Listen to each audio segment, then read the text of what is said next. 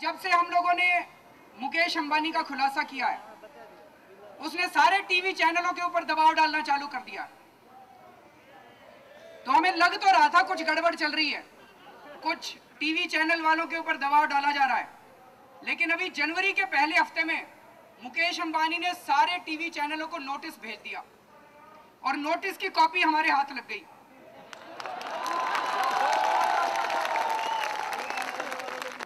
उसमें नोटिस में मुकेश अंबानी ने लिखा है कि आपके चैनल ने अरविंद केजरीवाल और प्रशांत भूषण का 2 प्रेस कॉन्फ्रेंस जो 31 अक्टूबर और 9 नवंबर को हुई थी वो लाइव क्यों दिखाई। इससे मेरी मानहानि हुई है और आप मुझसे बिना शर्त के माफी मांगो, और आगे से अगर आपने इन लोगों की प्रेस कॉन्फ्रेंस लाइव दिखाई तो मैं तुम्हारे खिलाफ क्रिमिनल केस कर दूंगा कोर्ट के अंदर। टीवी चैनल वालों ने तो पता नहीं माफी मांगी कि नहीं मांगी, लेकिन मैंने कल परसों चिट्ठी लिखी है मुकेश अंबानी के नाम। वो चिट्ठी भी हमने सबको भेजी, लेकिन कोई 2-3 अखबार वालों ने छापी, भाई कोई नहीं छाप रहा। तो हमने कहा बात सीधे जनता से होगी, मीडिया के थ्रू नहीं होगी। अब हम 2 फरवरी से पूरी दिल्ली में जाएंगे, जगह जगह जाएंगे, और ये चिट्ठी हम जनता के सामने पढ़ के सुनाएंगे। तो मैं चिट्ठी पढ़ के सुनाऊं?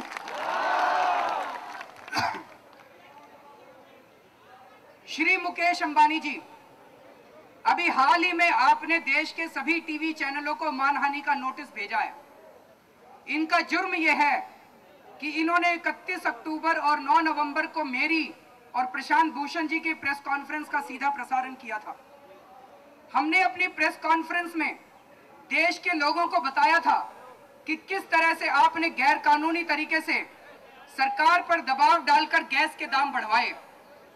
हमने लोगों को यह भी बताया कि आपके साथियों के और आपकी कंपनियों के स्विस बैंकों में खाते हैं जिनमें काला धन जमा किया गया था। हमारे इस खुलासे का कई टीवी चैनलों ने सीधा प्रसारण किया। आपने इन सभी टीवी चैनलों को मानहानि का नोटिस भेजा है।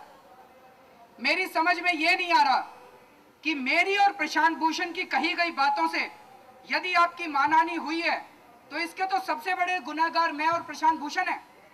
नोटिस भेजना ही था तो आपको हमें भेजना चाहिए था। टीवी चैनलों ने तो केवल इसका प्रसारण किया था, फिर भी आपने हमें नोटिस ना भेजकर टीवी चैनलों को नोटिस भेजा है। इससे साफ जाहिर है कि आपका मकसद केवल टीवी चैनलों पर दबाव डालने का है। देश की जनता आपसे सीधे सवाल पूछना चाहती है। भारत सरकार को स्विस बैंकों में खातेदारों की जो लिस्ट मिली है, क्या यह सच नहीं है कि आपका, आपके रिश्तेदारों का, आपके दोस्तों का और आपकी कंपनियों का उनमें नाम है? क्या यह सच नहीं है कि इस लिस्ट में आपके नाम पर 100 करोड़ रुपए जमा दिखाए गए हैं? क्या यह सच नहीं है कि आपने इस पैसे पर टैक्स भी जमा करा दिया है? इससे यह साबित होता है कि आपने अपना जुर्म कबूल कर लिया है। कानून के मुताबिक अब आपके ऊपर मुकदमा चलना चाहिए, और यदि टैक्स की चोरी साबित होती है तो आपको जेल जाना चाहिए। लेकिन ऐसा होगा नहीं। क्यों? क्योंकि सरकार आपसे डरती है। आपने खुद ही कहा है कि कांग्रेस पार्टी तो आपकी दुकान है। आपने बिल्कुल सच कहा है। मीडिया में छपी कुछ खबरों के मुताबिक सोनिया गांधी जी आपके निजी हवाई जहाज से यात्रा करती हैं। लोगों का मानना है कि श्री जयपाल रेड्डी का मंत्रालय भी आप ही के दबाव में बदला गया था। और केवल कांग्रेस ही क्यों, भाजपा और बाकी पार्टियां भी आपकी दुकान है। पहले तो अडवाणी जी स्विस बैंकों के खातों के बारे में खूब आवाज उठाते थे, लेकिन जब से आपके खाते निकल कर आए तो सारी भाजपा बिल्कुल चुप हो गई है। आपके खातों के बारे में भाजपा ने संसद में एक शब्द भी नहीं बोला। ऐसा लगता है कि सभी पार्टियां आपसे डरती हैं, सभी नेता आपसे डरते हैं, लेकिन इस देश की जनता आपसे नहीं डरती। सारी पार्टियां आपकी दुकान हो सकती हैं, लेकिन भारत आपकी दुकान नहीं है। भारत हमारा है, इस देश के लोगों का है। आप अपने पैसे से पार्टियों को खरीद सकते हैं, नेताओं को खरीद सकते हैं, लेकिन भारत को हम कभी बिकने नहीं देंगे। आपका कहना है कि हमारे द्वारा कही गई बातों का सीधा प्रसारण करने से टीवी चैनलों ने आपकी मानहानि की है। आप जरा सोच के तो देखिए कि आपकी मानहानि मैंने, प्रशांत भूषण और टीवी चैनलों ने की है, या आपने अपनी मानहानि खुद अपने कर्मों से की है। 2002 में आपने सरकार से फुल मोबिलिटी लेने के लिए प्रमोद महाजन को रिश्वत दी। 55 रुपए प्रति शेयर के भाव वाले 1 करोड़ शेयर आपने प्रमोद महाजन को 1 रुपए प्रति शेयर के हिसाब से दे दिए। ये तो सीधी रिश्वत थी। जब आप पकड़े गए तो आपने शेयर वापस ले लिए। मामला अभी कोर्ट में है। क्या ऐसा करने से आपकी मानहानि नहीं हुई? आपने अपना बहुमंजिला मकान वक्फ की जमीन पर बनाया है। इस जमीन पर अनाथालय बनना था। गरीब और अनाथ मुस्लिम बच्चों का हक छीना है आपने। क्या ऐसा करने से आपकी मानहानि नहीं हुई? सन 2000 में आपको देश के गैस के कुछ कुएं दिए गए थे। आपकी जिम्मेदारी थी कि आप इसमें से गैस निकालकर भारत सरकार को दें। गैस हमारी थी, भारत के लोगों की थी। हम उस गैस के मालिक हैं। आपकी हैसियत तो केवल एक ठेकेदार की थी। आपको गैस के कुएं केवल गैस निकालने के लिए दिए गए थे, लेकिन आप तो चतुराई से मालिक बन बैठे। सरकार को आपने गैस बेचनी चालू कर दी। सरकार पर दबाव डालकर आपने गैस के दाम बढ़ाने चालू कर दिए। चूंकि कांग्रेस आपकी दुकान है, तो कांग्रेस पार्टी हमेशा आपकी दादागिरी के सामने झुकती नजर आई। अक्सर आपके दबाव में कांग्रेस गैस के दाम बढ़ाती गई और देश के लोग हाहाकार करते रहे। आपकी वजह से बिजली, खाद और रसोई गैस महंगी होती गई। लेकिन जब पानी सर से ऊपर हो गया तो श्री जयपाल रेड्डी जी ने आपका विरोध किया। उस समय श्री जयपाल रेड्डी देश के तेल मंत्री थे। उन्होंने आपके दबाव में ना आकर गैस के दाम और बढ़ाने से मना कर दिया। आपने तो श्री जयपाल रेड्डी जी का ही तबादला करा दिया। आपकी हरकतों की वजह से देश में कई वस्तुएं महंगी हो रही हैं और जनता करा रही है। क्या ये सब हरकतें आपको शोभा देती हैं? क्या इन हरकतों से आपकी मानहानि नहीं होती? इस किस्म के कई आपके बेईमानी के कामों की लिस्ट बहुत लंबी है।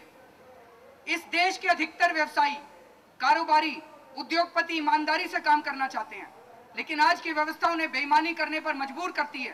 पर आपके जैसे उद्योगपति जब खुलेआम व्यवस्था का दुरुपयोग अपने फायदे के लिए करते हैं, तो इससे सारे उद्योग जगत और व्यवसायियों का नाम काला होता है। एक तरफ आप हैं, आपके पास पैसा है, दूसरी तरफ इस देश की जनता है। जनता अब जाग गई है। जनता के अंदर जुनून है और इतिहास गवाह है कि जब जब पैसे और जुनून के बीच में लड़ाई हुई तो हमेशा जुनून जीता है। मेरा आपसे निवेदन है कि देश के मीडिया को धमकाने की कोशिश ना करें। मीडिया में चंद लोग ऐसे हो सकते हैं जिन्होंने खुद गलत काम किए हों। ऐसे मीडिया कर्मी शायद आपके दबाव में आ जाएं, लेकिन आज भी अधिकांश पत्रकार देश के लिए काम करते हैं। वो आपके दबाव में नहीं आने वाले। इतिहास गवाह है कि जब जब देश की न्यायपालिका, कार्यपालिका, विधायिका चरमराती नजर आई, तो ऐसे ही पत्रकारों ने लोकतंत्र को जिंदा रखा। कुछ ऐसे मीडिया घराने जरूर हैं जिनमें सीधे या परोक्ष रूप से आपका अपना पैसा लगा है। हो सकता है ऐसे घराने आपके दबाव में आ जाएं, पर इन घरानों में काम करने वाले पत्रकार आपके दबाव में नहीं आने वाले। आपका क्या सपना है? क्या आप बेईमानी करके दुनिया के सबसे धनवान व्यक्ति बनना चाहते हैं? मान लीजिए आप इस देश की सारी दौलत के मालिक बन जाएं, क्या इससे आपको खुशी मिलेगी?